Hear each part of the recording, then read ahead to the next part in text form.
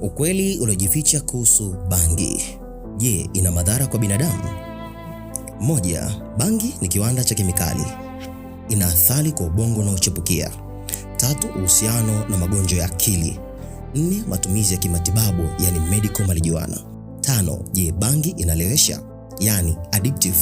6, hatari ya bangi ya sasa kiusalama.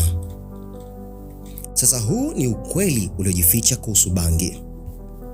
Bangi yani cannabis ni mmea ambao umegubikwa na hisia kali, sheria kali na mivutano ya kisayansi.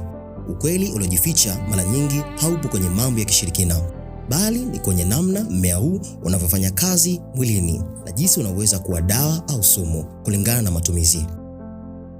Hapa kuna ukweli wa kitaalamu kuhusu bangi. Bangi ni kiwanda cha kemikali. Ndani ya mmea wa bangi kuna zaidi ya kemikali 400, lakini 2 zenye nguvu zaidi. THC, hii ndiyo kemikali inayomfanya mtu asikie raha au alewe, psychoactive, inavuruga mawasiliano ya neva kwenye ubongo. Nyingine ni CBD. Hii ni aina ya kilevi inayotumika sana kimatibabu kupunguza maumivu, degedege kwa watoto na wasiwasi yani anxiety. Athari kwa ubongo unaochipukia. Moja ya ukweli muhimu ni kwamba bangi ina athari kubwa zaidi kwa watu walio chini ya miaka 25. Katika umri huu ubongo bado unajijenga. Matumizi ya bangi yanaweza kubadilisha muundo wa ubongo wa kudumu, kuathiri kumbukumbu na uwezo wa kufanya maamuzi. Uhusiano wa magonjwa ya akili. Kuna ukweli ambao mara nyingi hupuuzwa. Bangi haisababishi ukichaa kwa kila mtu, lakini kwa watu ambao tayari wana vinasaba yani genetics vya magonjwa ya akili, bangi hufanya kama triggers. Inaweza kuanzisha ugonjwa wa schizophrenia au matatizo ya kupoteza uhalisia yani psychosis mapema zaidi kuliko kama mtu huyo asingetumia. Matumizi ya kitabibu yani medical marijuana. Duniani kote sayansi inakubali kuwa bangi ina faida kama dawa kwa magonjwa maalum kama kansa. Husaidia kupunguza kichefuchefu kinachosababishwa na chemotherapy. Maumivu sugu. Husaidia mtu mwenye matatizo ya mishipa ya fahamu au waliopata ajali mbaya. Glaucoma. Husaidia kupunguza shinikizo kwenye macho. Je, bangi inalewesha yani addictive?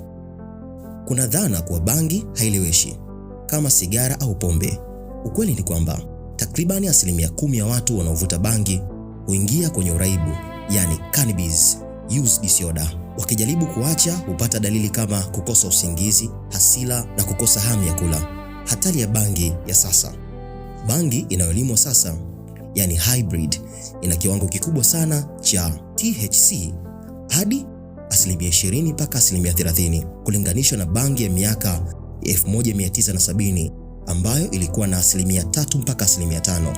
Hii inamaanisha bangi ya sasa ni kali zaidi na ina uwezo mkubwa wa kusababisha madhara ya haraka kwa mtumiaji.